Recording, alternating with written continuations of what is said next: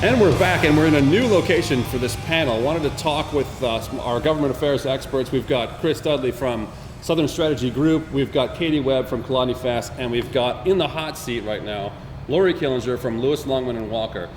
We're off campus because it's been the first week of legislative session. We wanted to take a little break, a little breather. A lot has happened in this week, and wanted to talk with you guys quickly about who, by the way, if you hear any noises like that, we are right off the FSU campus in the shadow of Doak Campbell Stadium. There's a lot of construction. Tallahassee's always growing, getting new, vibrant community, and so there's a lot of that going on. But I wanted to throw it to you guys and find out who is the big winner. And I won't put you in the hot seat yet, because I don't want to make you too nervous. This is your first time on the Capitolist. All right. So, Chris, your big winner for the week. Well, I'm going to say it's freshman members of the Florida House. I think several of them really stood up this week. Tom Leake is presenting the governor's proposal for supermajority to raise fees and taxes. Jackie Toledo and Emily Schlossberg, Republican and Democrat freshmen, teamed up together to finally get movement on the texting and driving ban. Nice, very good. Katie, your big winners. Anybody different, agree, disagree, or a totally different direction? Well, a little bit of a different angle on it. I would say it would be Richard Corcoran. Speaker of the House, also just recently coming out, endorsing the texting while driving bill, which has been really, really difficult to move for the last several years. Mm-hmm. But he's endorsed it now, and there's been some movement on that in both areas. And then I would say second from that, probably, the education proponents, universities included, that are going to look at getting Bright Futures funding permanently bumped up. So we'll talk about Richard Corcoran if we have a few minutes here. He just passed the Sanctuary Cities bill, which is obviously controversial, that went down the party line vote. Does that help him? Does that maybe encourage him, though? Does it give him a tool or quiver, arrow in his quiver, so to speak, for a potential run for governor? Is it feather in the cap type of thing?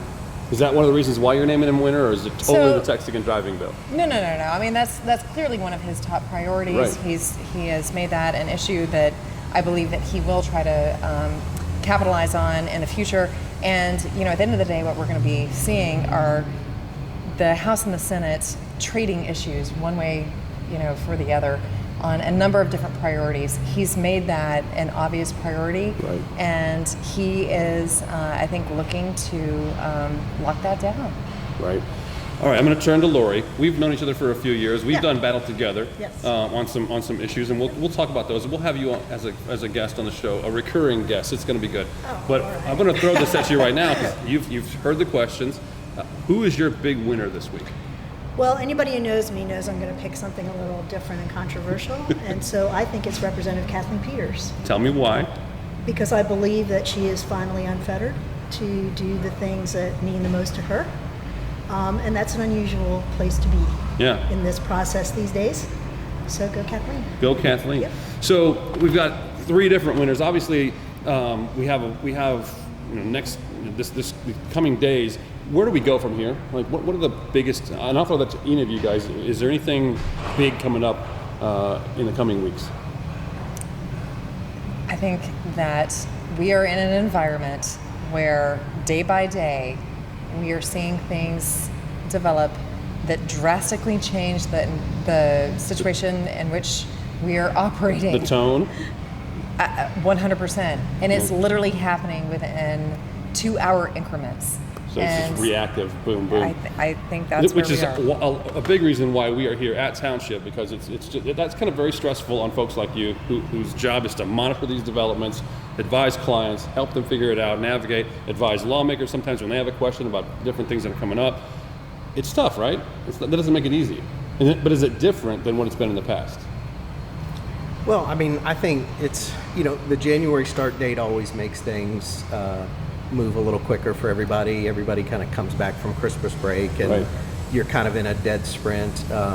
The presiding officers have both kind of advanced their priorities, and I think you'll see the focus of session the next few weeks are kind of going to be getting those done. Neither of these, neither the president or the Senate are going to pride themselves on the number of bills passed, so I think you'll see that at record numbers, and then we're going to kind of hit a roadblock with the budget, and that'll probably sit on the desk for a while, and I would be surprised if it's something we get done by March 9th.